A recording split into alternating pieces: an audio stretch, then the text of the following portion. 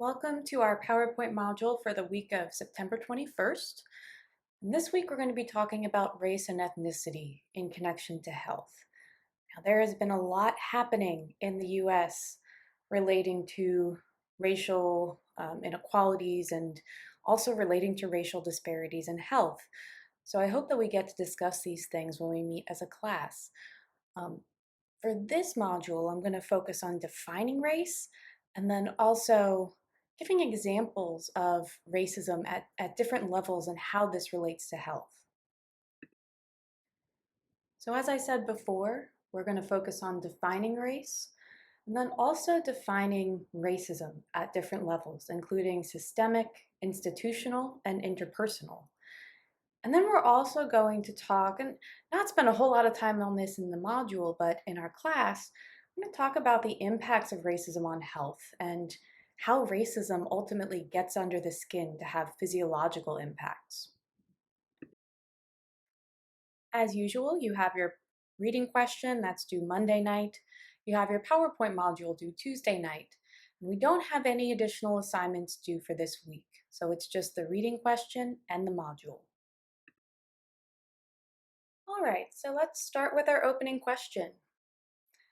And this is based on the first reading and the reading that you all did, Why Genes Don't Count for Racial Differences in Health. So in the reading, Goodman, the author, recalls the following lesson from an anthropology course he took in college. Although race is still real, it is not biologically based. Rather, it is social with biological consequences. What do you think he means by this? So you can pause the module here, answer that opening question, and then return when you're done. Now, in order to discuss racial disparities in health and the connection between race and health, we first have to define race. What do we mean by race? And there are two prevailing views or perspectives on race, one of which is more historical and the other is more contemporary. The essentialist view is a more historical view of race. This has a long history in the US and around the world. The essentialist view basically argues that races are biologically defined. Race is biology, and therefore these categories are fixed. It's easy to categorize people by race, and they don't change across time and place. Meaning that the way we categorize race today is the same way we did it 100 years ago or 200 years ago, and the same way that it's done in Mexico or Brazil or Spain and so on. So this is the essentialist perspective. Now we know that there are a lot of issues with the essentialist view of race. One being that we don't see fixed racial categories. We see categories that change across time and change across place. In addition, the characteristics that we use to define or categorize people by race, like skin tone or hair texture, eye color, eye shape, these operate or exist on a continuum. Skin tone especially exists on a continuum. There is not, there aren't easily drawn lines from one race to another based on skin tone. And because of this, we can already challenge the idea of race as something that is biological and invariant across time and place. Now, beyond that, the constructionist view, which is the second view here on this slide, and this is more contemporary, argues that race is a social construct. And I'm sure you've heard this before. This is a discussion that is happening again and again across the country. And the constructionist view basically argues that social forces, such as our culture, our politics, economic forces, history, these things shape the racial categories that we come to know and the understanding of racial differences that we come to know.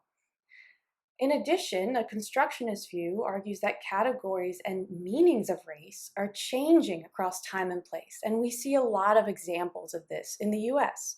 One example that I use in other classes is the US Census.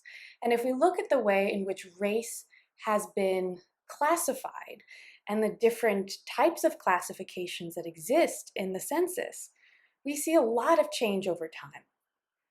Going from 1790, our first census, to today, we've seen a lot of change. And this is one demonstration of race as a construct, as race as something that changes depending on context. Now, the views of race that we use have major implications for how we think about health and how we think about racial disparities in health. In the health sciences, race has historically been viewed as biological difference. And this has led to the assumption that racial inequalities in health must be rooted in genetic differences across racial groups. We also see a long history of scientific racism that has claimed certain races to be inferior intellectually or physically based on biological difference. One example is phrenology, or the study of skull shape, and how different skull shapes across different um, racial or ethnic categories determine a lot of characteristics of those people, such as criminality or intelligence. And we know that this is all a load of crap now. But historically speaking, we see a lot of examples of, in medicine and in science, of essentialist assumptions about race leading to really dangerous conclusions. Um, so if we think or assume that racial differences in health are biologically based, that means we seek medical solutions for those biological issues. However, the more we come to know about race, the more we see that race is a social construct. And if we see race in this way, and we see racial differences in health as emerging from social conditions and environments, we must seek social solutions. Okay, and this brings us to what we're going to discuss for the remainder of the module and a lot in class. This brings us to discussing racism as a social determinant of health. Let's talk about racism and what racism is. Remember, we were just talking about race as a social construct, and the formation of these racial categories throughout history, through social context, has produced and reproduced power structures by race in our society. And we see these power structures upheld through racism. So, what do we mean by racism? Racism is often assumed to be primarily an individual or interpersonal phenomenon. That is, people have internalized social bias and racist attitudes, which are then enacted in interpersonal interactions. And this is important. I don't want to minimize the impact of interpersonal racism. It continues to be a significant social problem. But focusing exclusively on individual level forms of racism doesn't give us the full picture of how racism operates to perpetuate racial inequalities, including inequalities in health. So, beyond individuals, racism is also institutional, meaning that racism is embedded in explicit rules and informal norms within our social institutions. Examples of social institutions include things like education, healthcare, the labor force, the criminal justice system. And we will talk about a few examples of institutional racism and racial inequalities in health. At the broadest level, we can also think of racism as systemic. You also probably heard of structural racism. Systemic racism is when institutions interactively shape racial inequalities. For example, institutional racism within the criminal justice system has led to higher incarceration among black men in the US. And having that criminal record leads to exclusion and discrimination within the labor force. Before we go on with talking about racism, I do want to acknowledge that this diagram is rather simplistic. So in reality, different levels of racism mutually influence and reinforce one another. But the point that I want to get across is that racism goes beyond the actions of individuals. It's built into our institutions. It's built into laws and policies. It's built into norms and practices that are maybe not explicitly written into law, but nonetheless shape racial inequalities. We'll talk about how this connects to health in a moment. Let's go over a few examples of racism operating at the institutional level, and then consider how this relates to health. We see institutional racism operating in housing policies, and in housing practices. And we can think of housing as an institution, or housing is very, very interconnected with our labor force and with our economy. I mentioned this in class last week. I believe I mentioned this in both sections. But one housing policy that we have continued to see as significantly impacting the health and well-being of Black Americans is redlining. And redlining is a historical practice, though we continue to see the impacts today. It's a historical practice that was implemented in the 1930s and 40s, and in some places continued into the 60s. And this denied mortgages to certain neighborhoods. You're going to see a video on the next slide, and this is going to really delve into redlining in greater detail. In addition to redlining, historically, we saw a number of racial restrictive covenants in the US, and these are legal agreements that bar the sale of homes to non-white home buyers. This might sound very explicitly racist now, but this is a part of our recent history in the US. In addition, we also see racial steering. This is a much more subtle form of institutional racism. This is a kind of unofficial practice. And racial steering is when real estate agents guide homebuyers toward or away from certain neighborhoods based on the race of that homebuyer.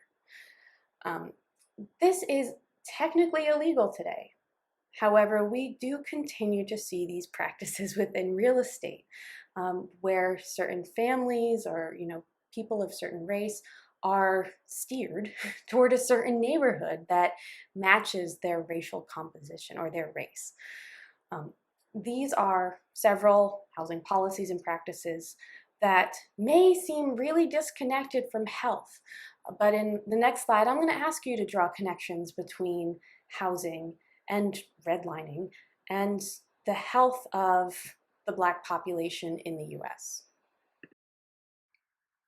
Here's your video question. There's a video on Inquire for you to watch called "Why Are US Cities So Segregated?" Once you watch the video, I want you to answer the following question on Inquire. How do you think the practice of redlining and persisting residential segregation has impacted the overall health of Black Americans? And I do want to note here that there are many possible responses. There are many possible connections between redlining, residential segregation, and health. Okay, so in a paragraph, describe one or a few. At this point, you can pause the module, go to watch that video, answer this question, and then return for the rest. I'm not going to go into too much detail about interpersonal racism and health right now because we are going to discuss this in class. But I do want to point out that there's a lot of evidence to support the idea that experiences of interpersonal racism have impacts on health.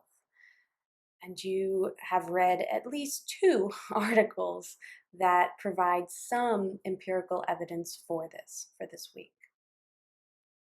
It has been argued that racism is a form of chronic stress that affects both physical and mental health. And it's chronic because racial discrimination is experienced regularly and persistently. And chronic stress, and we'll talk about this later in the semester actually, but chronic stress has been shown to cause wear and tear on the body. This really is a place where we see a mind-body connection, the experience of stress, and then how that has actual physiological impacts. This has been used, the idea of interpersonal racism or discrimination as a source of chronic stress. This has been used to potentially explain racial disparities in birth outcomes. We see huge disparities in the birth outcomes from Black mothers in terms of low birth weight or preterm birth compared to white mothers. Also, significant racial and ethnic differences in cardiovascular health, and finally, differences in lifespan and mortality. So, interpersonal racism has been implicated as a determinant of these health outcomes and a determinant of the racial disparities in health that we see for these outcomes. So, building on that idea of the links between interpersonal racism and health, I want you to answer the following content question. Summarize one of the two articles that you chose to read for this week. So remember, you got to choose 2 out of 3 possible articles. So we're not talking about the Goodman article. We're talking about those other 3 empirical articles. Choose one of those. And then I want you to summarize that article and just include the following things in your summary. What are the major research questions that the researchers are seeking to answer? What are the major findings within the paper that you chose? And finally, what is the importance of these findings? Do you think that this provides strong evidence for a link or a potential causal link between discrimination and health? So answer these 3, or put in these 3 components into your summary. And then once you have answered that content question, you can come back for the last couple of slides. Finally, here's your closing question. And I know I rapid fired questions toward the end of this module, but you're almost done. So for your closing question, propose a policy or a general policy area that you think would narrow Black-white disparities in health. Explain why you think this policy would work. You do not need to get super specific here, but based on what you've read and based on the module, what areas do you think would be ripe for intervention?